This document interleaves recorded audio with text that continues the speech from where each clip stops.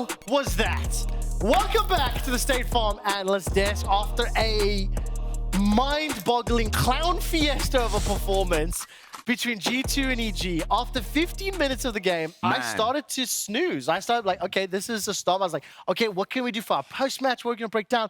All of a sudden, G2 decide to just like throw at Baron as they've done several times before. I want to jump straight into the replay. Raz, I want to come to you first. Because the setup of this, G2 were controlling the early game. They pulled a significant advantage.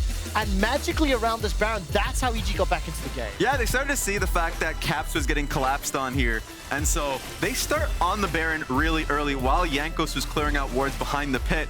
And so here we see Broken Blade get to 20% HP while Evil Geniuses are in the area. And I'm like, thank you, TSM Broken Blade, Secret Agent Broken Blade, for allowing Evil Geniuses back into the game. Oh, and the Ezreal as well, hitting FLICKR and getting him so low. And then we saw here when EG had the Baron, trying to go for this take in this end, and they were getting so many structures. The gold swing was monumental. I mean, Aux, that first Baron they picked up was an 8,000 gold advantage. They got 2 inhibitors bottom. Broken Blade picked up an inhibitor top. There's about 10 minutes of G2's base defense that we couldn't show because we don't have the time. But all of a sudden, G2 managed to pick up the ace. I was surprised they managed to find the kills, but they were very chaotic team fights time and time again, right? Yeah, I think things got quite hectic, and ultimately the composition from G2, it made it so hard for Danny to fight because you have the Camille that jumps on you. Typically, Ezreal can use that Arcane Shift to reposition. You don't have a chance for that. Galio comes slamming down, and FLICKR was just untouched. Yeah, and it was that man in front of you, Broken Blade, that just tore them to pieces on his Camille. And just taking a look at that gold graph really tells it all, that it got so close. At this entire, even during the moments in Evil Geniuses knocking on their door, G2 still had the gold lead. So it was just a matter of execution for G2. They finally were able to get it. Impact was a wall at that later stage, but they ended up being able to finally take them down. I feel like that Infernal Soul really played a part. It's so interesting because once again, we see an early game where G2 come out ahead. They have a draft, another early pike that works in their favor. We'll get the draft on your screen in a moment, but it really just felt like it was going to be a repeat of yesterday. Yes. However, just like G2 from the regular season, from the LEC, they have had mistakes around Baron, they have had mistakes around Elder Drake, particularly against like Misfits, for example. That's what allowed EG back into the game. But I want to dial this back. I want to go back to the early game because it was an exciting end. It was an opportunistic end that EG were presented. But what is your take on the draft here, Raz, and then how it played out in the early game? Because it didn't feel to me like EG had any punches to throw back. Yeah, it's a typical poke composition around Zoe and Ezreal. You know, later on in the game, it would make sense once you start really picking at Drakes in Drake control. The biggest issue is that as you look towards G2's composition, it's just such a damn comp in terms of taking control of side lanes. And they locked it in when, honestly, Evil Geniuses were forced to play a carry pick on the in the top lane. And so Impact begrudgingly picking the Gwen, knowing that he was just going to be picked apart here. So I really loved G2's draft. I thought it was incredibly smart. Yeah, I think ultimately it came down to, we saw EG find advantages when they punished G2, but they weren't really able to have a lane they could play through necessarily. And honestly, I feel like it all came from the bot lane, right? The Ezreal was picked early, the Kai'Sa, which is that old school counter we've seen, and as well the Pyke, which we saw have that massive level 1 advantage, which just set Danny behind. I mean, it really did. I'm going to ask you guys to answer a difficult question. Is Pyke a 100% bannable champion against G2? Don't answer it now because we just happen to have the Verizon post-game interview set up with G2's Pyke one-trick Targamas and Yinsu. Thank you very much there, Quickshot. I've got Targamas here with me now. Hi, welcome to the show now. You guys put on a very entertaining match. It was great for us fans to watch it, but surely that can't have been good for your heart, right, to go back and forth there towards the end. Yeah, I mean, it was a bit of a hard game. I think we were really high in our game, but we had to throw one game. It's like kind of the G2 way after all the throw we had in the spring split, so we kind of had to give them some hope. You do make life a little bit hard for yourself sometimes. Now, I want to rewind back to that first Baron fight. I think that was when the situation kind of changed a little bit for you guys. Talk me through what happened there. So I think we're not really sure what to do because it's kind of like we didn't play this comp that much. Like it was kind of an adaptation on the fly during the draft. That's like Cap supposed to play Galio Camille, so it's not something we practiced a lot. So we're not really sure if we should like force a fight or just force catches on side. And I think we kind of hinted a bit. I think like we tried to finish Nash because they went in Cap's bot. But then we were not really hitting as everyone, so we didn't finish it in time. And then, yeah, they kind of one-shotted our AD carry and got Nash, so it was a bit hard after. Now, you mentioned that a lot of that was, the draft was on-the-fly adaptation. So what part of it was the adaptation part? What was kind of the last-minute addition? Well, I think the Galio Camille, the 4-5 pick is something like we've shown a bit in scrims and we've been playing it a bit, but it's something a bit new for us since we didn't play it really in EU. So I think it's something that we have to improve, like getting to know what we have to do with this kind of comp, and then it will be good. Of course, one thing that isn't new is your Pyke, and G2's Pyke in general. You guys seem to just love this pick for a long, long time in Europe. You're very good on it. It's your signature kind of pick. So tell me why you decided to bring it out on the international stage.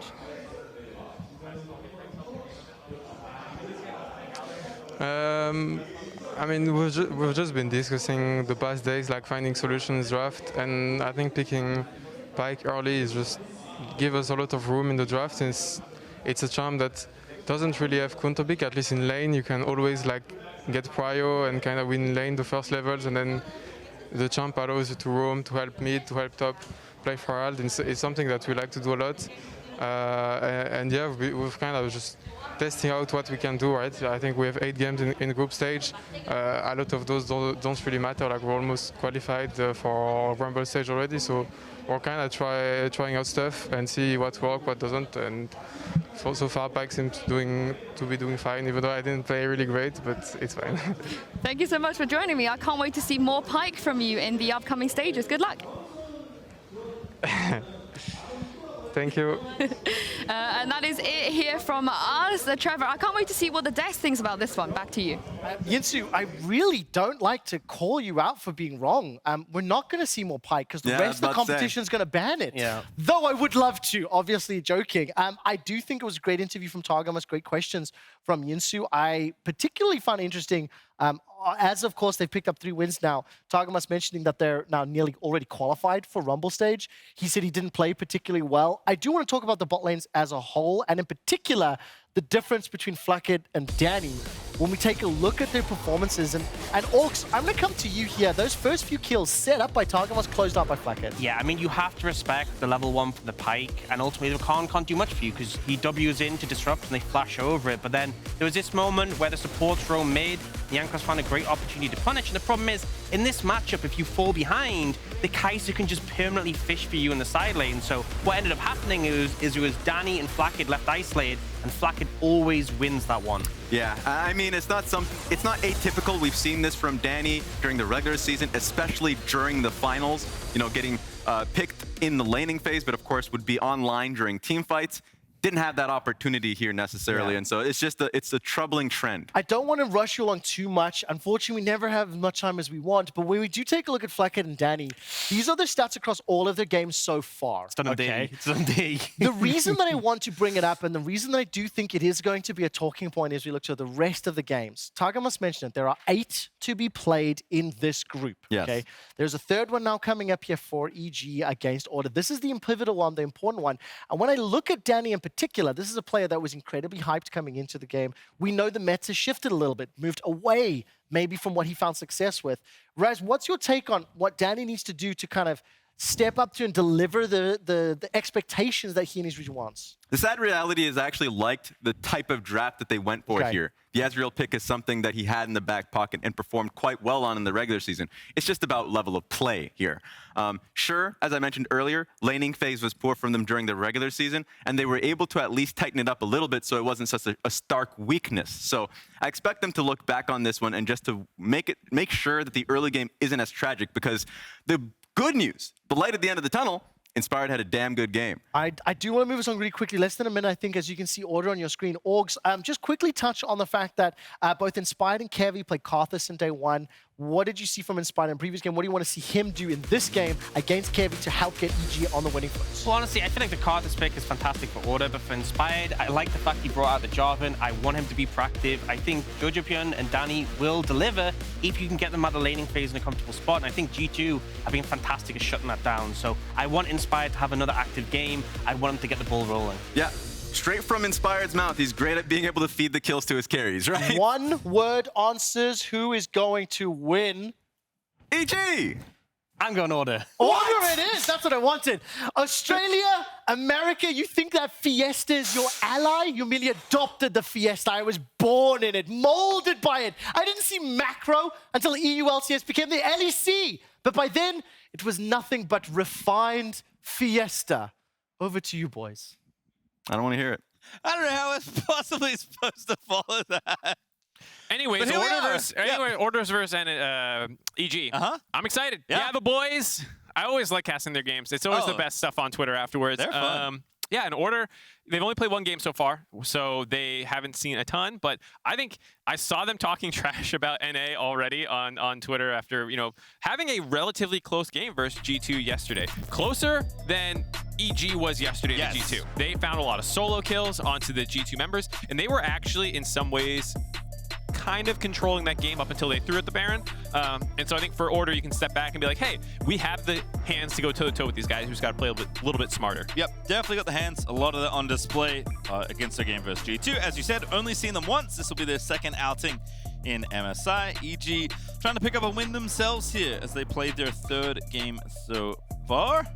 Eve going to be banned away from Kevy. Wasn't banned last time. In fact, it's just triple ban Kevy on blue side is the plan. I mean, Kevy's a beast, so I'm not surprised. He does. Yeah. I was talking to their coach and talking to Spawn and some other Osh people and trying to get a feel for this team. And they said that, you know, he is kind of one of those junglers that the team keys off of, and not in like I make a ton of plays myself, but I can get farmed, I can carry a lot of Hecarim, a lot of Evelyn, those kinds of champions. So no surprise to see him drawing a lot of the bans right out the gate. And for EG, you have to bounce back. That was a tough game to lose. I think there were a lot of mistakes in their team fights in terms of what they're even prioritizing doing, let alone what their hands were doing. So it's tough to bounce back not only when you lose, but also when you probably want to retro really hard about like, what did we do wrong there? And you have, you know, actually 15 minutes to go prep for a totally different opponent. Yep, do have to kind of stay focused here. As note, Ahri, as we can see, has gotten through. It's going to be first pick, understandably, for EG. Kisee, though, feeling confident, has played this particular matchup a number of times already, is going to be taking the Vex. A bold gauntlet thrown by Order, but one you kind of love to see. I mean, Kisee's one of these people who has played a lot of champions, but Vex was his most played at a whopping 4 coming into the tournament. So this is, like you said, a champion he's very comfortable on, and I do like it in the sense that it is, assuming they take other engage, as they're also grabbing Nautilus here, it does give you a very easy team fight. We just saw how important that can be. For G2 in the previous game, Camille Galio, kind of know what you're going to do. With Vex, you're kind of going to go in and try and look for the right opportunity, land a big AoE fear, push them all around. It's kind of one of these press R champions, and that can give them an opportunity here, though it is a little less individual playmaking than we saw from them yesterday, where Kisee was actually able to find a solo kill onto caps and stuff like that when he was playing the Yone. Yeah, a counter pick, but a different kind of counter pick here for Kisee once again. It is Nautilus for Corporal. Either that or Leona is where a lot of sports gravitate to, so no surprises there. They did hover Aphelios, and they did play it yesterday, I believe, but haven't picked it just yet. But obviously, Aphelios has kind of drifted away from the meta with the nerfs, as Xayah is going to be the pickup here for EG, and we'll see what else they want to take here. Yeah, Xayah picked up. It's still somewhat relevant in the meta. You know, it's a champion that the lethality build has given it some legs, I guess you would say. So it's going to be more defensive, I guess. I guess Ezreal's pretty defensive too. I think Danny is someone who so far in this tournament, as you saw the analyst I was talking about, has been struggling in lane phase. And then even that game when they got out of lane phase, and it should be kind of the moment where, as the game's coming back in their favor, this is where Danny and EG had shined, was their team fighting, and they still got out team fought. And so I think they're continuing to want to give him a little bit maybe more carry potential. Ezreal does have a lot, so I mean, just a different look, I think, for them. Yep. Again, I think in general, softening things up a little. Obviously, you're going to have a different plan against a different opponent, but maybe change for change's sake after that game is also not a bad thing. Yeah. Just from a mental perspective, as Graves going to be the final pick here in Phase 1 for Order. Seen a lot of Graves, probably going to continue to see a lot more Graves. Definitely not going to see a lot of Gangplank because it keeps getting banned in Phase 2. We'll have to see if they want to keep pinching this jungle pool. I think with the Wukong ban, the triple bans to Kevy already, as well as the Graves taken away, you're getting pushed pretty far down the pool. Viego taken out. I was wondering if they're going to go J4 Viego. Looks like they're willing to give up the J4. I expect to see Inspire go back to that. Had an okay game on it. And then on the flip side, you see EG with the mismatch in the bot lane, banning out the MF. Understandable for the kind of press R win condition we're talking about. Yep, MF is kind of the quintessential press R marksman. Big fan. Puma is of the MF. Did actually play it yesterday, not affiliates, as I think I said earlier. Trinity also a flex pick for Order, so they'll take that one away as well, especially given the Order are on the red side, wanting to take away some of the potential counter picks they could have. Yes, BioPanther is the tank man in many ways, but he can play carries as well, as will fall all the way down to Kai'Sa here for Puma, but not a champion he's unhappy to have. No, we've seen Kai'Sa be somewhat relevant. She got a bunch of tweaks coming into it on 12.8 to make her a little bit stronger. So looks like we will see another one of her, and I think it works well with their comp as well. Going in, follow up on the Vex very easily. Nautilus can also start the fight off. Another one of these where Graves kind of shoots his ult over the top. Makes for a pretty clean composition. Happy to see Impact back on the Gwen. I just think he had a great game, the previous one. Even though he got targeted and died, he was 0-3-0 at some point. Every time he died, you saw his skill on the champion. And I think it was one of those situations where better team was playing around you. And so I think with this game, if he can get a little bit of a lead, Impact showed that he can be a monster in late game team fights already. Just needs a little bit better of an early game. Yeah, you know, for all the love we give to Danny and Jojo, and they certainly deserve it, Impact has had one hell of a season in the LCS, and that is continuing here for the vet on this stage. Back on Gwen. Look at that counter pick. It's a spicy one. It was Throw the hands. Corporal's like, yeah, what up? It's Poppy. Got Poopy in the top lane. Here we go. Not something that he has played. Oh, he played once this split, actually. BioPanther has. And I'm pretty sure he's played it on and off his whole career. One of those. He's had some specialty picks, I guess you could say. And this can be one of them. It's a lot of dashes on the enemy team. It is true. The Gwen, Zhao, Ahri can kind of stuff them all. But I'm not quite sure how the Gwen matchup goes for Poppy. I'll be honest. There's some champions Poppy does randomly really well into, despite the fact that you kind of see her get blasted for a period of time. Like Poppy into Jace, for example, is one where Poppy will be down 40 CS and you're like, sick, I'm winning. Yeah. You know? And then like suddenly you just start chain ganking the Jace, you kill him 6 times, he's useless in team fights, and you make his life living hell. And I'm curious to see how this matchup goes. We'll go and get an early lead. Does Poppy just straight up win? Poppy can be pretty annoying with the Q, the buckler, picking up the shield and all that. Yeah, we'll see. A lot of minutia in those kinds of matchups. Obviously, though, really just a frontliner for Bio. Happy to take some sort of tank here for the team, make sure the team has frontline to go with. Poppy doesn't quite have the engage of a lot of the other tanks, but she's disruptive, especially if she gets into the backline. You can set things up with Keeper's Verdict if you just tap it. That was a change made a long time ago now, but it is a somewhat decent CC, even though it knocks the enemy up into the air, which is different from getting knocked up. I know, very complicated. Yep, so we'll have to see if the LCO in Order can bounce back from yesterday, catch a reeling EG off a very disheartening loss. And, you know, this is as good of an attempt as they're going to get, it feels like. And I think for Order, they have been an org in the LCO who has always been kind of the bridesmaid, never the bride, getting second a lot of times, being in a lot of finals, not winning a ton of them. And even this one, despite being kind of a lower bracket run, did end up in a full 5-game series that they had to come back in. And a lot of these players as well have a somewhat similar story as well. Even Kisee, when Tally came back to Osh, kind of got his job kicked away. So, you know, Kisee had to go find a new team and stuff like that. It feels like a number of guys who have wanted to kind of get that validation. The org itself being there for so long, but never making it to the international stage, finally getting there, does feel like a very good moment for them, and hopefully they can go make the name on the stage. BioPanther being the only one who's been here before. Yep. Also, I think before that win was the only one with an LCO title. Actually has 3, I believe, if memory is serving correctly. But now, obviously, all of Order have picked one up after a win, and they'll be very happy to be here at MSI, given how many LCO champions went through Order at one point. They've seen a lot of good players, and then those players ended up on other teams. Spawn was very happy when I asked him, you know, like, what's the rundown on Order? He gave me, oh, well, here's every player you've ever heard of coming from them. And yeah, like you said, quite a lot of talent going through there. And I'm excited to see what they can do now. All right, well, it is red side starts for both junglers. Inspired chilling on the red buff there. Does have some help though. Danny and Vulcan going to give him the leash, as Order are already down there to meet the wave. I don't think they're hiding in the brush. Maybe Corporal is chilling. Yes, he is, but they're going to hit it a little bit here. Is a ward late there for Puma just to see. But EG aren't going to miss too much here. Yeah, making sure there's no cheese coming down their way. Kai'Sa Nautilus is a relatively strong early lane phase. One of those old matchups that you used to play quite a lot. Nautilus can start to hook there, but sometimes you take E with the Kai'Sa Q and you can actually get a surprisingly fast push off level 1 with the AoE from that. And it looks like, based on the fact they sacked that wave and Zhao clearing the top, EG are going to play on the back foot in the bot side. Focus more on this top lane matchup that we were talking about with Impact on the Gwen again. Yep, try and see if they can get Impact some sort of foothold. Feeling good so far. We'll see how the Poppy matchup goes. Great charm out of Jojo. Going to get the Electrocute proc as well with pretty much max range Foxfires there procking on Kisee. jojopyun is, despite having a rough tournament so far into Caps, remember, Caps is one of the best players in the entire world. Yep. One of the best mid laners of all time. Jojo is actually a very strong laning mid laner. If there is one thing that he excels at, it is that.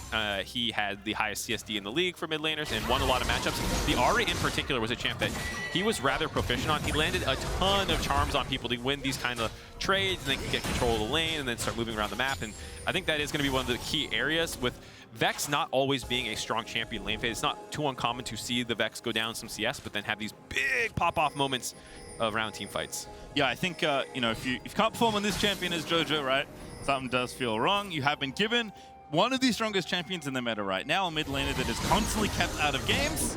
So you are expected to perform on it here, but so far so good for Jojo. Vulcan getting nice and aggressive early here. He's going to meet Corporal and potentially Kevy. But supports are going to spot each other. Inspired's here as well. And I think everyone knows what's happening now. Nice respect there out of order. It was very tempting when you saw Vulcan there to throw that hook out, but Corporal showing good restraint, given that Inspired could have collapsed on the top side. You had the mid shove for Jojo there, so coming up big, getting that priority. Getting some nice trades, though, by Kisee. You saw, despite the fact he got solo killed by Caps right early on in the game, he kind of bounced back and then started having a great game. And he was one of the key factors for why that game was going in their favor. His playmaking was very good on the Yone. Vex as well has the kind of potential to just start that fight with her ultimate. So I feel like he's going to be someone to keep our eye on in this game a little bit later on, but will probably be shoved in a fair amount early on. Got solo killed by Caps, and then solo killed Caps. Yeah, and then continued to make plays over the course of that game. There's a reason they were on the Baron, and it was because they killed someone. Definitely looking good. They're also a player that, talking to Rusty, said similar to Jojo, not necessarily in skill, but very confident, very unafraid of taking skill checks. So should be very exciting, actually, to watch them both play, especially as skirmishes break out and Vex gets a little more leeway, whereas Ahri's individual agency obviously pretty high in a lot of scenarios, as Jojo is trying to be a bully, holding this way for a little bit as Kisee's teleported back through. Jojo also burnt his TP though, so we'll call it a wash, and the CS is going to reflect that as well so far in the 1v1. Yep, so far holding out through the lane phase. I will say this draft is a little different than some of the the order drafts that I've seen before. A lot of times they're very skirmish oriented. In their first game, that was kind of more or less what I expected. A lot of threats in every single lane, a lot of ability to start a lot of fights. This one is a little bit more standard front-to-back team fight, and sometimes we talk about drafts reflecting confidence of opponent. If it's an opponent that you're worried about, you go a little bit more volatile, you opt into more fights, you try and flip that coin a little bit. But here, this is really not a coin flip draft, which I think speaks to Order's confidence in this matchup. Who knows how scrims were going, but at least watching EG on stage, they're saying, hey, I think this is a team we can just straight up beat. And I really like this approach for them because EG has not looked that clean so far. If Order find a good engage and just obliterate Danny like we saw Broken Blade doing or something, like this is a draft that has that potential, and I want to see if they can do it. And Vulcan trying to set up again. Just dips in the mid, is going to go ahead and recall. Impact feeling pretty good in his 1v1. For what it's worth, is up about a wave and change. I don't think BioPanther is too upset. As you said, popping and fall behind a lot of CS and feel happy. And this is well within acceptable bounds. Uh-oh. As mid lane, Jojo potentially in trouble. Does have flash and ulti, so should be tricky to pin down the Ahri. Yeah, saw the fear charge for Kisee. Saw Corporal wrapping around the side. There's been a lot of half roams to mid lane. There's obviously a focus by both teams, but neither mid laner has misstepped enough to open up an opportunity thus far, which just speak highly to Kisee and the fact that he's also up in just straight CS, despite kind of being pushed in for the early portion of that lane phase, doing extremely well for himself. Smart little play there by Inspired. Looks for a gank in mid, throws out the W, takes a CS. It was all there for just one extra minion. As Jojo just gets taxed a little. Puma and Daddy dueling here in the 1v1, but kinda even. Puma was definitely winning the burst trade, which makes sense. And now Corporal flashing in with the Q, but here's Vulcan on the wraparound. Denny ignited and low though, and Puma can't make his way in. No ulti right now for the Kai'Sa, and now they're gonna flash in, and Vulcan wants to kill! 1v1, we'll call it first blood for Vulcan. That was so well played by EG. Vulcan hung around on the back side of that wall, staying out of vision, while Danny kind of ran away, and it telegraphed that, hey, I might be alone here. Baited Corporal into flashing in for that, and then even though the feather pullback by Danny missed, Vulcan is a bloodthirsty support, flashed in for that kill. Good to see the bot lane for EG getting their legs underneath them after a very rough start to the tournament thus far. Yeah, Vulcan also staying active. As you said, both supports have been mid a bunch. Vulcan was also very active in the last game with G2, so still, you know, playing his roaming style, trying to find picks here, support Jojo in mid where he can. I mean, again, it's just a magnet right at this point. The center of the map is just drawing people in. As we do see two members of ORD here. Corporal and Kevy setting up. Jojo does that flash, does their ult. The fear's not going to hit, and Jojo stands in place and dodges the incoming hook. Yeah, Kisee thought that, you know, option select. Kisee put his in case he runs forward.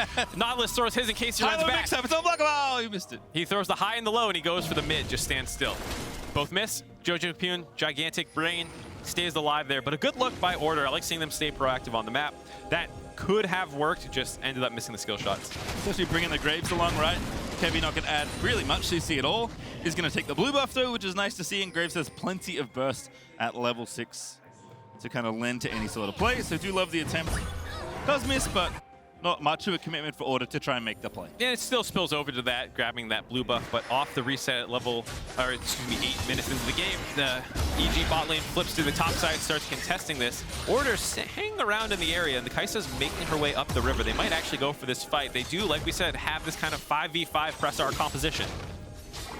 Vulcan, Hex flash in, they're going to go for the play. Jojo with the charm just takes out Corporal in an instant. Whew.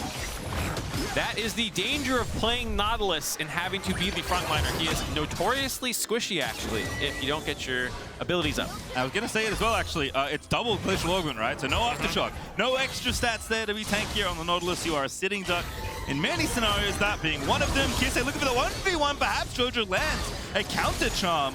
And Kisee, I think he hit the ulti, but I think he may have run out of time to reactivate it. Not exactly sure, but a good exchange. Jojo holds on to the potential all-in. Just to think a Q for that fear, actually. Still has the ult up. Looking good, though, for Kisee controlling the lane a little bit more. The CS lead has continued to go. He is a sniper with them Qs. Looking good.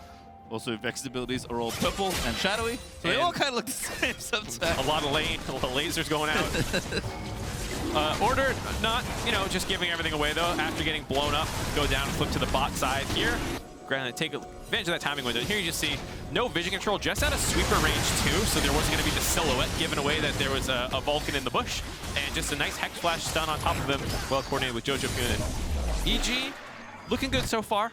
Quick 2-0 lead in their favor, 1,000 gold lead coming up at 10 minutes. Yep, Targamas picked up in the replay. ORD did start and did finish that Hextech Drake, so we'll have that for themselves, but not too much to worry about here. EG happy with the lead they've got. We'll see where Inspired wants to pop the old Herald. But I imagine they're assuming that, you know, that's worth some amount of gold that the plates will likely get. Maybe Impact a decent target here, although Bio's kept up very nicely. Haven't seen a lot of this 1v1, which makes sense. They've been pretty, you know, vibing on the island here in top lane. Yeah, I think both teams are actually rather happy to let the Gwen scale, and if the Gwen's not getting snowballed for the pop side of the matchup, you go, okay, great, I'm here for the dashes and the team fights. So both teams just kind of ignoring top lane. It does make you wonder, like you said, where this Rift Herald's going to go for EG. Bot lane is a potential option, given that the Xayah is one of the better scaling threats in their teams. Doesn't feel like a split push kind of game for Impact. Like we talked about, Gwen can kind of do everything, split push, team fight. Yeah, she's good. Even good in poke comps, I feel like.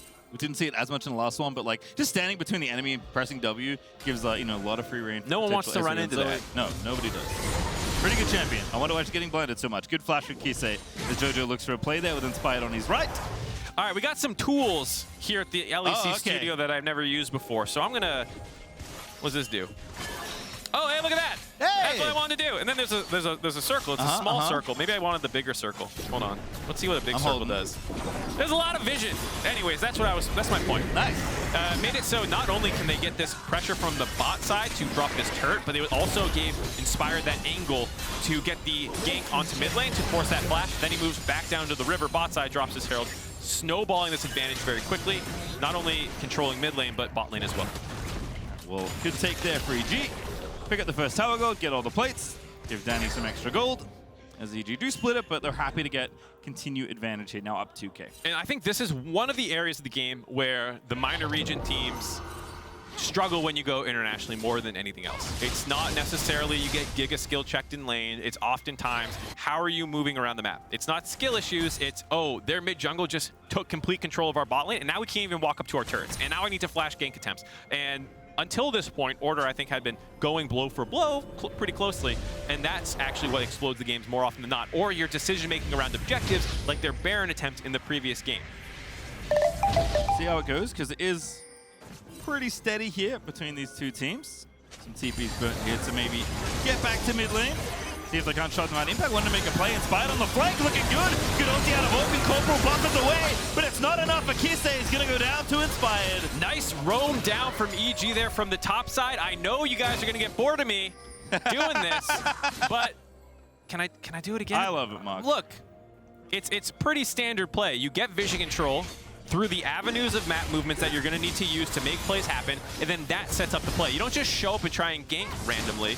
You go ahead and you set up the vision control so that you can move them through that area and make it happen again. You see how dark it was. Thank you, observers, for this. One more time. Puma is in trouble. Cleanses a little late, but there is no follow-up, but Vulcan continuing to stay proactive here. Cleanses in time to sidestep the follow-up charm by Jojo. Gets the summoner out, though, so still a nice play there by EG, and you can see when this team's grooving, how good they can be. Their first two games versus G2, very tough opponents, did not have control of it, but this is what EG did extremely well in North America. When they got the upper hand, their playmaking is pretty relentless, and they can continue to make these plays over and over again. Inspired and Vulcan, in a lot of ways, actually being the engine, like you said before. NA Talon, woohoo! Jojo and Danny get a lot of the hype, but the men behind the scenes are Inspired and Vulcan. Yeah, absolutely power in the vehicle as it cruises towards a potential first win here for EG. Long way to go here in this game, but so far so good. Order, though, definitely happy to get scrappy in many situations. They got the hands to make some big plays. We'll see what they can come up with here. The scrappiness angle, you can always just start taking random team fights in lanes, but I also think their comp, like we said, being the 5v5, and these have all been odd number fights so far. We have not actually seen all five ready to go except that one Rift Herald situation where Corporal got blown up at the start of it. So we'll have to see at this 15-minute dragon, or 15-second away dragon, if it comes up, do we get this 5v5? Because that's what Order's hoping for. They've already prepped a fair amount of vision there. But EG as a team is sometimes very happy to sack objectives. We talked a lot about that in the previous game for G2. If it doesn't actually advance their game plan, EG, though, might want to go toe-to-toe still. We'll see. Based on the teleport cooldown situation, I'm going to guess EG are just happy to give it away. And now this map movement, I think, is going to confirm that. Yep, this is exactly what EG should be doing, to be fair. We talked about one, Order's team fight being very scary. Two, dragon stacking not in your favor, not really going to accelerate your game plan currently. Three, there's an objective up in the top side. Go ahead, take this Rift Herald while also grabbing the top turret. These two objectives being up allows you to go 2 for 1 on the objective trade, and then you can potentially use that to drop the mid lane turret later. So EG focusing on funneling the gold right now. Yep. And Rift Herald 2 picked up, as you mentioned. As you can see, Inspired currently top in the charts, but Danny close behind him there for EG. That's pretty much where their lead's sitting, which is good news for any North Americans currently up very early in the morning, potentially watching this game. Got any... Hopefully you didn't go to bed after the last game. If you stayed up or just went back to bed, didn't make another cup of coffee. Any NAers in chat? Yeah, let us know. Any Oshers in chat? What do you say? Aussie? Because it's like all of us. Yeah, I don't know. I mean, you are the like technical representative, I guess. Well, so there's Oceania. Yep. Then there's ANZ, which is Australia and New Zealand. Okay. So I don't really know. But this team is all Aussies, I think, from the Order side. If I'm going to offend, if one of the players from New Zealand, it's doomed. I'm actually. You're not sure. I've offended the entire nation. I can pull up the roster flags real quick on the website here. There might be one. There's often one that sneaks in. It doesn't help that the flags when they're small, which they are on the wiki, and at first glance, they look very similar. I think it's different colorations. The format's like the same. So we'll find out. Mark's doing some investigative work. We'll figure it out. Nope. Well, right. Corporal is... Yeah, he's a dual citizen, I believe. Yeah, Japanese Australian. Yeah, okay, interesting. I was going to say. Cool. You learn something new every day. There was I forgot who tweeted this. I'm so sorry, but someone tweeted all the different nationalities of who attended, I think, just MSI, or maybe it was Worlds as well. And Corporal asked in the thread, do I count for Japan or Australia? And they're like, both. It's like, cool. The Vulcan here looking for the ulti. Does miss on the Kisee, but Order going to go back through. Rift Herald here going to make a problem, but that is a kill on the Vulcan. Can't really get out as Leona, so Order take their one. But is there more? Kisee popping the ulti. Looking for Danny, perhaps. But Danny's still with the ulti and the flash, so they'll think better of it. Take the one kill. Nicely done there by Order, though. It was a little telegraphed. Even though they didn't have good vision control for Order's side, there's one outer turret up left. You probably know where EG's going to go, and so while EG show up at the exact time they want to use that Rift Herald, Order is there to kind of head that play off. The turret still drops, but it leaves Vulcan cut off, because right as Vulcan goes in, Corporal does as well. BioPanther all focused down to 3-man, and so while they don't get that kill, it does leave Vulcan isolated. They find that one cleanup kill, and the Rift Herald charge does finish off the turret, but it does stop the momentum a little bit here after this play. Order has control, able to get the waves pushing in their favor a little bit, get some wards out in the bot side of the river. And don't forget, you can grab your exclusive scare prize if you want. Fun little Prime Gaming emote there. Always nice, pick up some free stuff if you have Prime. Any primers? Any primers. I thought about it, by the way. I think I'm down for any Osus. I think that's what I'm ready for. I don't know what the correct thing is supposed to be, but any Osers? I'm here for Osus. Osers, all right. You have the official Pastrytime blessing to say Osers? I think so. All right. You could say Answers, but again, you don't want to leave people out. No, definitely not. So with that play, that does not only give them a little bit of control in the game, they get some wards out, though EG is beginning to make their moves to do it. It does stall the game. Scaling-wise, it's a little tough to say. I think in straight 5v5 teamfights, we talked about Order's comp being strong, but neither Vex or Ahri are necessarily insane scalers. Vex does get crazy one-shot potential. Yes. I've seen some one-shots in the side lanes. There was a very famous, I think it was a FLICKR clip of He's pretty good. Yeah, so she can always have that instant one-shot, instant-get potential. The one thing that's nice for EG is both the members that you would be looking to one-shot in Danny and Jojo have some ways of trying to outplay it. You'll probably see a stopwatch coming in eventually for Jojo.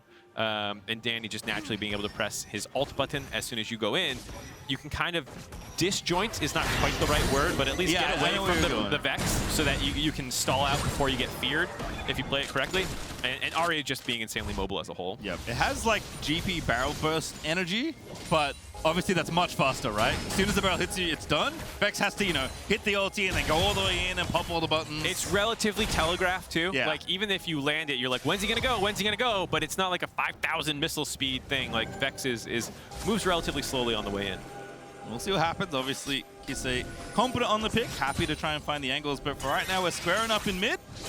Seeing if we can't find a 5v5. Impact's had enough. He's going either around for a potential flank or back towards the top side, but does want to stick around here. There is a Dragon up, and I think EG are figuring they might want to contest here, stop the bleeding at Dragon number 3 for Order, but Order are going in.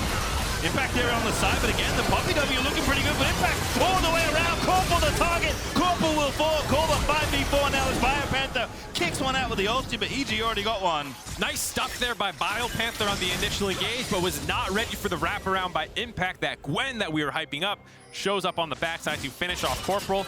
And like you said, third Dragon coming up. EG did not want to sack that one. They had the advantage yet again of vision from having control of this game. The face check comes through.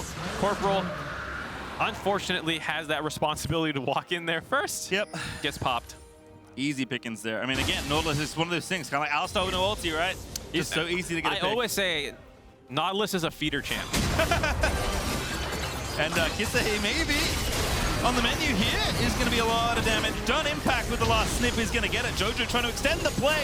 Wonderful dodge there for Kevy away from that charm. So it does prevent a second kill from going over, but EG already got 2 off that play. That was a good TP there by jojopyun. Following up, you could see the extra members of Order debating whether or not they wanted to follow up off that double fear from Kisee, but the teleport coming in meant they could not actually do that, so they had to back off that play and set BioPanther to work on the top side, but now Vulcan's got the inside track on him. Ooh, what a stun. Virtual Omen going to proc. Probably going to be stuck in the mud for a long time now. BioPanther going to have to fight his way out, and he's going to try and tank as much as he can, but there's just not enough left as Impact's going to grab one, and Vulcan's not done yet. Corporal Good Q, gets himself safely to the wall, but Vulcan is hunting down Order right now. Yeah, wheels coming off the train a little bit for Order. Kills in the bot lane, kills in the top lane. You lose track of where everyone is on the map because a bunch of people just died top. BioPanther thinks he's safe, but Vulcan was actually off the reset, heading top lane that entire time. They get that kill. Now it's time for the Baron buff setup. Getting a lot of the vision in the topside jungle here. Kevy wants the Krogs, will get most of them, but he's going to have to ulti to get himself to safety. Dive is coming, wraparounds here from EG. Impact happy to start off the play. Corporal with a good Q that will interrupt them. That pops the ulti onto Danny as well, but Danny keeps on moving forward and Inspire gets another. Nice attempt to defend there by Order. Corporal with a bit of an interruption on that play, but just too many men from EG, too much control over this game. The 4-man able to make that dive happen, grab this turret as well. And Impact has become the big threat very quickly in these last couple of minutes, grabbing a handful of these kills. I mean, I think in both games, has looked excellent on the Gwen. Obviously not the same start, but still high impact once he got rolling. This time, he's the one with all the kills, worth all the extra gold. Does have the Nashes now finished alongside the Riftmaker, even a stopwatch in the back pocket. And it looks to be slow and steady here for EG. Gold difference just accruing over time, nice and smoothly. Yeah, there was that one turret trade back for BioPanther. I'm not sure if the objective bounties were on before or after. I missed that one, but unfortunately, the objective bounties have fallen back off the 5,000 gold lead. Not enough to activate those again, but it is feeling pretty tough for Order to get up to those turrets anyways. I gotta say, when I said the feeder champ thing, for people who don't know what I mean by that, Nautilus, I don't mean people are feeders if they play him, but just he's a champ that when things go wrong, they go wrong very quickly, very bad. I think Nautilus can go 0-10. And that does not tell you the impact Nautilus had in that game. Yes, he either got picked out a lot, or he did a lot of engages and still died. And usually when you're doing anything good or bad, you are going to die. And oftentimes picked in situations where you might be the only tank on your team, and you're like, I guess I need to run forward here. There is, in this game, the Poppy, but you're not always going to be around your top laner. And so in some of those situations, it's your duty to admirably walk into that brush. Love the attempt there. Kisee throwing the ulti up, can't quite find the target. Is looking for big feather pullback there for Danny, getting a couple, I believe. That is going to force a flash from Kisee, getting out from under the solar flare. Vulcan again still hunting for these kills, but EG just pressuring forward constantly, is sticking together. Now actually going to threaten the Baron because they spy BioPanther in the bottom side. Yeah, BioPanther no TP as well. They might have this timed out, knowing that he can't join for another 10 seconds. And with a vision control, Order having a hard time finding a way in here.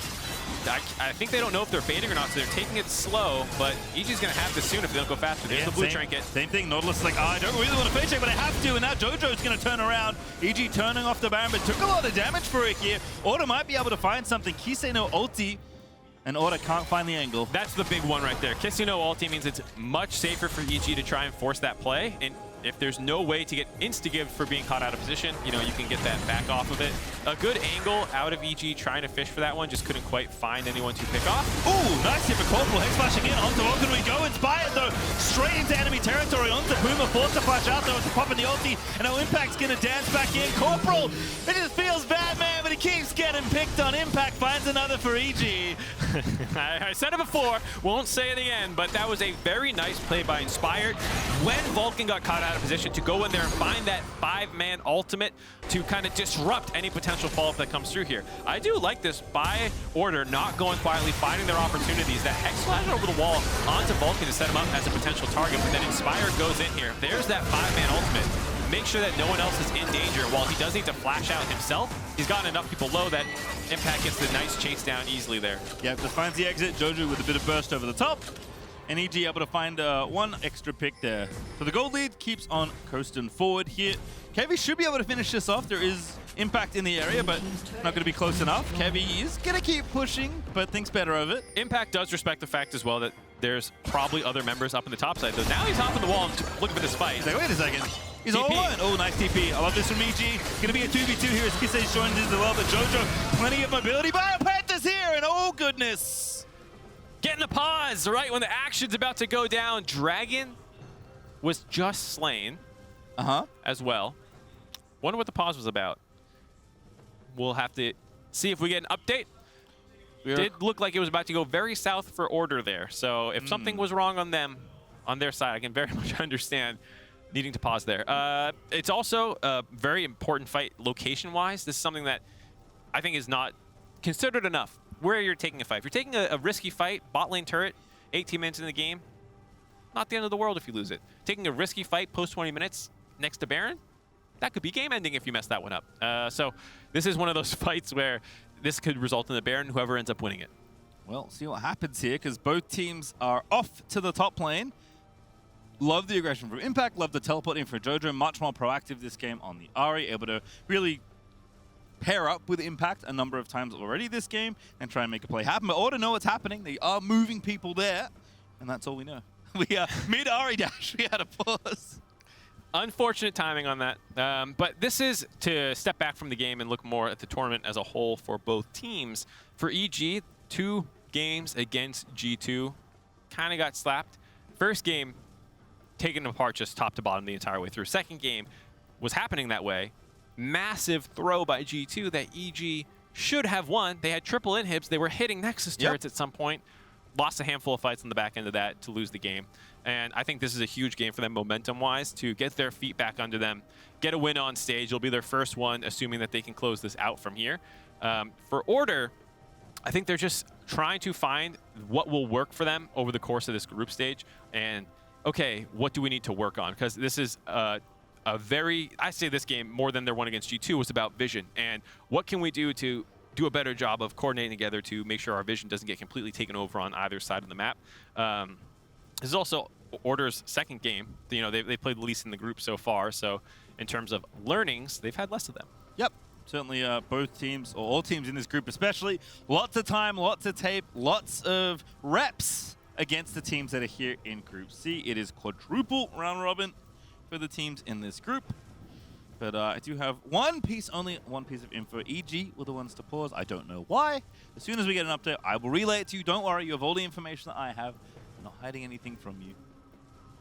Are you sure you're not? Not about that, at least. Okay. Got some skeletons in your closet. All right. EG, looking pretty calm. It's been nice to see the venue, see all the fans in attendance. I'm not sure how many people have been able to experience that again in their regions. I'm coming from the NA bias perspective. We had a sick finals Houston, where it's like a big football arena filled up. American football for European fans, sorry. It was an incredible venue, but I know some people have not had the chance. I'm not quite sure how it was for all the other regions, but it is cool to always be back in front of fans, hear the roar when you make a good play. Certainly is, as I do have a quick update for you all. EG Vulcan was the one that paused, reporting a potential bug which caused Leona to fly up into the air. League officials are currently investigating. Oh no. I think everyone who's played League long enough has experienced the knocked up to infinity and beyond bug. Famously, most often with Alistar, but Poppy Ultimate can be a culprit. Legacy of bug catcher Sneaky lives on. I think he got caught by that one at one point. Yeah, it's always funny too when you just stay up there and your model's technically still running around, but people can't click on you, but you take AoE damage, and you're like, I guess I'll just run around up here and hope I come down soon. Well, we'll see what happens. Again, we'll keep you updated once we get more information, but for now, the players will sit and contemplate their position. Still, I would say reasonably close game. EG are building up a significant lead, right? I think they're up about 5K, if my memory of the goal lead is correct. So that is significant. That is certainly more than enough to run away with the rest of the game, assuming things go smoothly. But we haven't, I guess what I'm trying to say, we haven't had a big engagement yet, right? Haven't had a big 5v5. There's not been any aces. No. There's not been any... Lots of picks. Yeah, there's been a lot of picks. And I think to the point of what EG would love to do with their draft, that's exactly it. ORD's comp is very scary in a 5v5 if you're just, as Jat likes to say, eye contact, staring each other down. But I think in this situation, it's gotten away from them now. To the point where your comp is no longer just straight up advantage. It's always interesting to talk about, like, what are the actual gold values that your comp is still comfortable being in. When we saw in that G2 game, you know, even though they started to lose complete control of the game, their comp was going to be advantage in straight 5v5s due to the engage and the ability to delete people for a period of time, even if the gold lead started getting away from them. And in this game, there was a buffer window where you can fall behind the early game a little bit. Maybe 1,000, 2,000, 3,000 if you're really pushing it. But at this point, you know, even if you need to find like the cleanest engage of all time now. The margin of error goes up higher and higher and higher. Absolutely true. Well, as a reminder, EG Vulcan has paused, reporting a potential bug, which caused Leona to fly up. As League officials are investigating, as we wait, we are going to send it back over to the State Farm Analyst Desk. Thank you so much, gentlemen. Leona's not supposed to fly. So while the league officials are investigating that, you can see the players set up on stage. We do have some additional time to talk about what we've seen thus far in the game. And I really like what Mark was talking about in terms of the compositions, in terms of the advantages needed to feel comfortable and not be comfortable with the lead. Let's start a little bit with this draft. I quite liked ORD's answers to what was being locked in from EG. In particular, I quite like seeing that Poppy. I think the potential that it can have is good, but it requires a high degree of execution to work, I think. Yeah, I think the problem is a lot of the picks we see into Gwen typically are things like the Jace or the Cannon, which can bully her out in lane. The Poppy just can't do that. And ultimately, if you get to like 20, 30 minutes, would I rather have a Poppy on my team or a Gwen? I would much rather have a Gwen. Yeah, and I mean, I thought it was smart to have the Kai'Sa to follow the Xayah, very similar to what we saw with the Ezreal pick just last game. So kind of seeing Kai'Sa being picked specifically versus Danny's champion pool. But you're right. I mean, Impact, I thought, has played really well. I thought he handled a lot of the pressure in the previous game, knowing that he was going to have to deal against the Galio and Camille. This game, he's done an insane job. So great so far from this team. And I think the draft really does suit them. Being able to get Ahri first pick is always great. Yep. And Jojo on the pick has been doing really well. Yeah, and I think something for me is that when I look at the composition that I would have, if you have a static backline on the enemy team, things that we saw previously, like Jinx that were in the meta, it's so easy, right? You just engage on them, dive them, but you're dealing with an Ahri, very mobile, and this Xayah who has that ultimate. So you see a lot of moments where, like, you know, maybe a Vexel connects and they're hesitant to go for it. Because you know there's so many tools to answer it, right? Yeah, difficult situation. Just a very brief update. Sorry to interrupt, Aux. But an update on the pause. Because of the impact of the bug in question, tournament officials are investigating whether or not Chronobake is an option or should be used. While that investigation is ongoing, we will continue to talk about the game that we have seen thus far. We will have some additional viewing assets for you in a moment or two. Before we get to it, though, one last question on the draft. Just before we started and went 2 picks and bans, we were talking a little bit about what we wanted to see from the junglers in particular. We saw both Karthus's run yesterday. We're not super in love. We want to see Inspired and something a bit more proactive. Zhao, Raz, I'll come to you first. Yes. Happy with what you've seen? Happy with how Inspired has impacted the game thus far? Really happy. I think as we kind of mentioned it, we want to be on proactive picks, so you like the Jarvan pick, and I did it. I liked it quite a bit. Just wondering what he was going to go outside of that. And so the Zhao is something that's really well welcomed. The early impact that he's had towards topside has been great. And so it's making it so if you are the backline, trying to commit to damage on the side of order, you really don't have options there. Ahri's difficult to get on. The Xayah pick, as you kind of mentioned, you need a non-committal form of engage. Otherwise... Super sorry to interrupt. I have just heard that Evil Geniuses have opted against the Chrono Break and will play through the bug. That means the game will be resuming shortly. Thank you so much for the catch-up. We'll be back after the game. Let's send it to the casters for now. Thank you, Trevor. A welcome interruption, I will say, as we'll get ourselves back into the game. Hopefully, Vulcan has been grounded. Leona is back on her feet where she belongs. He's going to play the rest of the game in the air. Or that! No. If anyone's experienced this bug before, you get knocked up for a little bit extra time, then you come back down a couple seconds later. I assume it's that bug, which is, in this situation, I think very understandable for EG to not want to replay the entire game, given that even if this fight ends up with Leona in the air, you probably are still going to be able to play it out reasonably effectively with the goalie that they already have. So very understandable position from their point, and we'll have to see if Order can make something of that. I believe we have a replay. Oh, we have the knockout replay. Is this, we'll see if it's pro view. I'm down to see it if we have it. I would love to see Leona. You lied to me? I got baited. Or is production lying to you? Is this a chain of lies? Me. I'm sorry. You just requested it. Assumed we had it. Yeah, I thought it was there. I'm so sorry, chat. We'll just have to visualize in your mind. I like that you call it flew up, not guts. Oh, here we go. We might have it. Oh! All right, so there's the knockout. Yep. I must go. My people need me. See, I totally didn't lie to you. Back to space for Leona. Oh, here we go. Back to French Canada's. We're back in. Impact is still chopping away at BioPanther. Jojo found the first angle as Vulcan comes back down to earth. And BioPanther actually finished off the 1v1.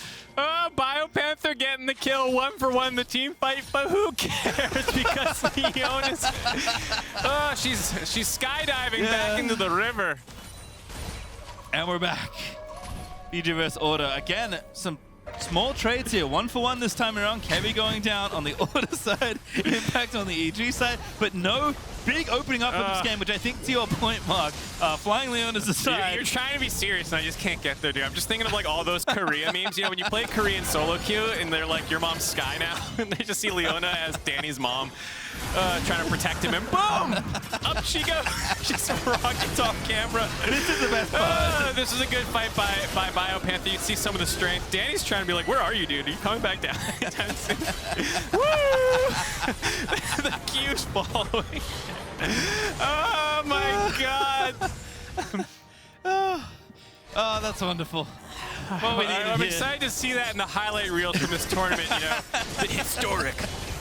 The play that started it all for EG on their way to the MSI championship. Leona to the moon.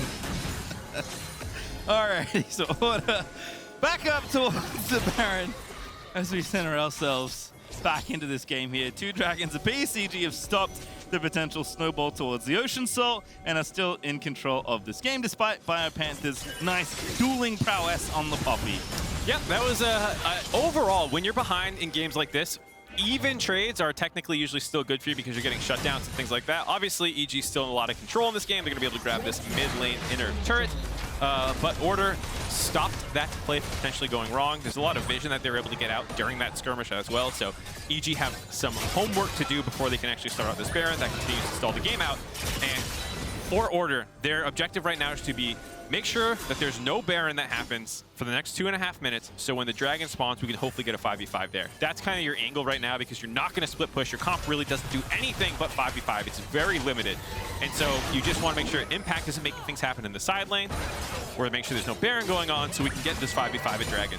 And of course, on the flip side, Impact doing just that, sitting here in the side lane, you know, unlikely to get a lot done 1v1 versus BioPanther. Poppy's more than tanky enough here, and Impact doesn't want to meet anyone else from Order in a 1v2. So he's just going to have to curate these waves, play a little slowly, can't fully commit to opening up the side lane, but he is going to be a presence, a pain, a thorn in the side of Order in that bottom wave for as long as he possibly can be. Yeah, and I think the Poppy counterpick is looking pretty good. Ended up a little bit in farm, but it was an even lane phase. Now in the side lane, Gwen does not have an easy time of using it. I wasn't sure if you were going to need to go like a Warmogs to stay topped off and even in the fight, but just Poppy on her lonesome with how many resists she gets and stuff like that seems to be doing A-okay in this matchup now, despite the Gwen also being hella fed in kills. You know, definitely a worthwhile counterpick, it looks like. We'll see if other teams will take note. It's always interesting to see what tech is snatched up as mid lane. Vulcan with a big play. Kevy just barely flashes away at the last minute. And Danny is going to get feared up, but Kisee can't follow up. Danny was feared for a while, but not enough burst. I was going to say, I wonder if that was a potential opportunity there. You know, Danny does have all of his summoners and his ult up, so it very easily could end up in a situation if Vex like flashed in to try and follow up damage that you just get baited. So a little touch to go there, but EG do end up okay. Yeah, Impact also had enough time there with what was happening in mid to push up in the wave and just hit the tower down nice and quickly. BioPanther can't get you off the tower, can't kill the wave fast enough. So Impact does grab one there. Also, Jojo is continuing to be himself. He only got 2 stacks on his Dark Seal, but still he has some Magi's. That book is very Optimistic. short. Yeah. It is a... He's young. He doesn't want to read a long book. Children's picture book? Yeah, just flip it through. Not an epic fantasy tome? Door stopper? Oh, okay. Hopefully his reading comprehension scales with this game a little bit more. We'll have to see if he can get some more pages in that book. EG, though, continuing to show presence around the Baron. They've had a good amount of vision control. With Vulcan face checking, he's happy to do so. Gets a flash out of Corporal, pops the ulti in order reset. Yeah, get the flash out, but nice chunk by Kisee. Dangerous position, nice footwork. Gets out there, and again, like we said, just stopping EG's potential plays around the Baron, these kind of face checks that they're forcing, never dropping. Does suck that Nautilus loses his flash right before this dragon fight, but they still have all their ultimates available to make a play happen. Inspired a little ahead of his team, but the team's going to rejoin him. Now Inspired's going to go for it. Knows that they can cut them off here. Daughter are missing 2 right now as Impact is going for it, but BioPanther the flank, cutting them off nicely, and now EG are stuck in a potential pincer. Corporal and Kevy, though, still going in. Inspired finds Corporal again, the Nautilus. The first one to pick off, they can grab it, and Danny will collect that kill. Vulcan still going, finds Kisee with a slow off the augment, but nothing following up for EG as they start the dragon. I thought for sure Kisee and Puma were going to want to go there. Hold on. Kicks out 2, Vulcan goes in! Oh no, the teammates got kicked away, and Puma able to get the kill. Order still now can run the 5v4. Jojo's so far away. The Dragon's loose. Kevy's got it. They're going to go back through. Danny low, but they're still fighting as Jojo dashes on in. Puma the target. Danny tries to make it happen, and Jojo collects the kill. Danny with the fancy flash off the back of the ult. He still dies to Bio at the end of it all, but EG are going to win that fight despite Order getting the Dragon. Order get the Dragon. It's actually a relatively even fight. 2 for 2, both bot lanes dropping, everyone else getting out. He should be able to TP away safely. No CC to interrupt that one. And Order played that fight. Initially, I did not like the angle. I thought very early on in that fight, it looked like a decent opportunity for Order. Then I thought the moment passed, but BioPanther with that ult ejecting everyone out made it very scrappy and shows the power that their comp has when executed well. We'll have to see. This angle right here, right before this replay started, I thought they were going to go where EG was kind of getting pincered there, but then once it gets this split, there's no way for your backline to actually get involved here, so Kisee and Puma can't go flying in. This is when I think, okay, choke point is now under EG's control. It's going to be very hard to walk through, but this ejection of both the young NA talent yeeted back to America so that they can take this fighter at the Dragon allows them to get that kill on the Vulcan. Then because Inspire's under so much pressure, he's not really able to focus on getting a good smite off. And then when Jojo and Danny get back into the pit, they actually got so low, I was worried that they were going to get killed inside the situation. Danny is a very aggressive team fighter going all the way in. Almost kited that one out, but just the burn down from BioPanther a little bit too much there. Makes it an even 2 for 2 overall in that fight. And Dragon in Order's favor actually puts him out ahead. Yep, Bio getting away. Jojo though, reading comprehension up 8 pages now in the book. Did collect a lot of assists off the back of that play. He's officially reading YA now. He's gone from children's book to YA. Soon he'll be reading fiction, and then maybe some non-fiction memoirs. Just actual encyclopedias. What is the like James Joyce? I guess is 25 stacks. Yeah. Like you just have such good reading comprehension, you can read that crap. Yeah. I think that's the. This is like Harry Potter. He's not like Harry Potter right now. See if Hope is enjoying it. This Danny 3-0, sorry, Jojo, not Danny. 3-0-4 on the Ahri. Has showed up on the pick, as we asked. You know, if you get this pick, if you take it early in draft, it is a big priority for lots of teams. You do need to perform, and he's doing so right now, but we'll cut that because EG are on the Baron once again. Order just have to slowly get vision. They're going to commit a teleport as well. Yeah, it's Kisee's TP. Here we go. Yeah, EG, they're starting the fight again. It's Corporal loose to the front line. And EG turn back to Baron. Yep, there's that bait. Now they'll have to see if Order can get one more contest here with BioPanther. Oh no, they're not even gonna let him flip it. Kevy gonna get lipped on there, but BioPanther locking up a lot in the back line. The burst was decent. Kisses the ulti, but BioPanther is eventually gonna die. Danny, Gale forces in, pops the ulti. He's gone absolutely wild as Kisee goes back in with the ulti, but can't get a kill. It's Puma that collects Danny, but EG still stand tall with 4. EG grabbing 3 of the members of Order, turning back onto the Baron. Should be free now. Kevy still is around, does have smite up. We'll see if they're gonna go for one more contest here. EG might have counted the chickens before they hatch. No teleport back in for Jojo. He should be the one on zoning duty to stop Kevy from getting into this pit. The 2 marksmen are alive. It is a bit scary here, but it's 4v2. Puma, though, dishing out damage. Nice dodging footwork. that charm as well. Kevy, again, is going to be the target. They need to kill this jungler. They will. But now Corporal's back, and Puma's forced to cleanse away. Jojo with a charm! Max rage on the Puma. Threads the needle. Beautiful stuff. And an actual factual ace for EG. They're going to give them the Baron, or maybe they want to go down mid. They'll go back to Baron, though. Pick after pick after pick for EG. They just stay on that Baron, keep forcing Order to face chat, and just so many tools for turning off. jojopyun having his ultimate, the Leona, the Zhao. They kept finding people one after another until finally the Baron will be free for them to take. Almost there too, Mark. 24. The final few pages of Ulysses.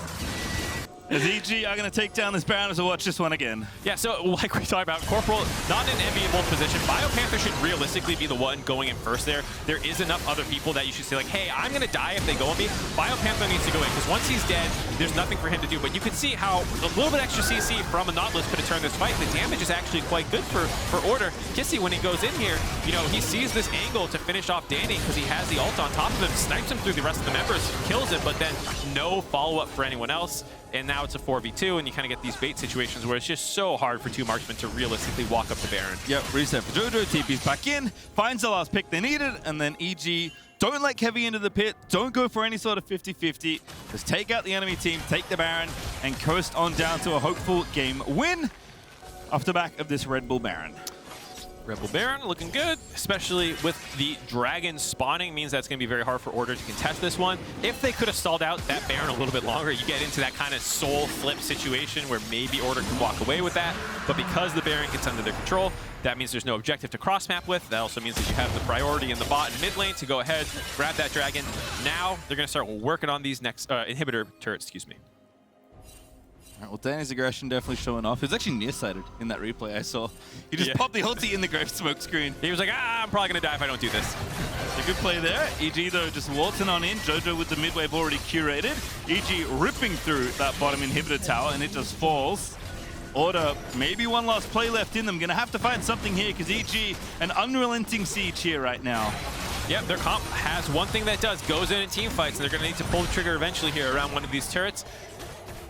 Not bad to do it against one of these side lane ones where they have the wall a little bit harder for them to kite. Also gives Poppy a few more angles potentially, but in the meantime, Impact's just kind of being left alone. It's like a bit of a 4-1 here where he just does so much damage on his own at 6-1 and 7 that Impact can be the kind of objective taker, the structure destroyer, while the 4-man sits a little bit away from him.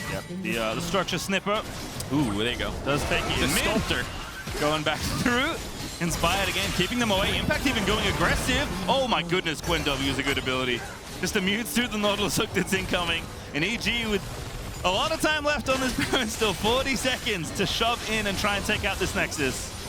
Yep, just controlling these two waves. They have no wave in the top lane. Looks like they want to end now. Jojo, big play! They found it onto Puma. A very nice one round there. As EG will find the final fight they need. Jojo will finish his reading. Another charm's gonna land, and EG will take the ace and their first game of MSI 2022. First international win for the young guns from North America. They picked that one up. Inspired, Vulcan Impact, they've been here before. They're obviously not too thrilled so far with the tournament, but it's gotta still feel good to get that first one. Controlled by EG, showing off a lot of what we saw domestically from them.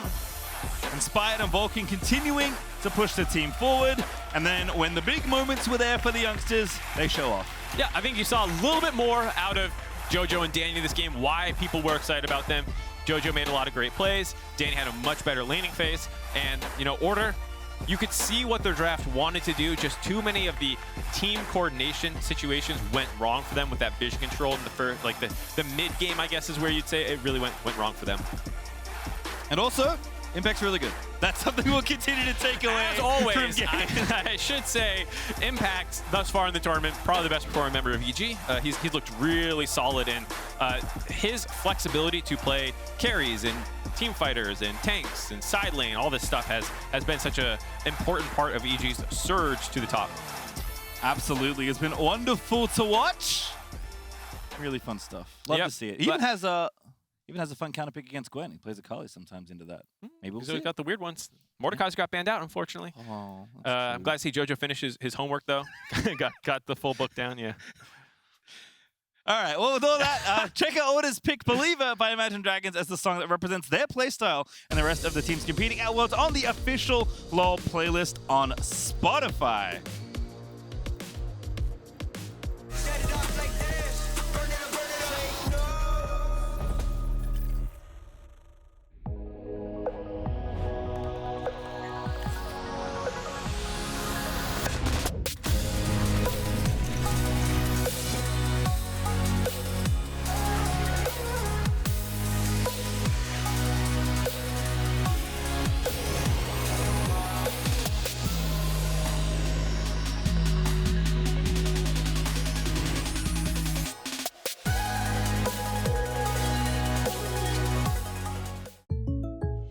Yeah, that's the most I can give you. Fine.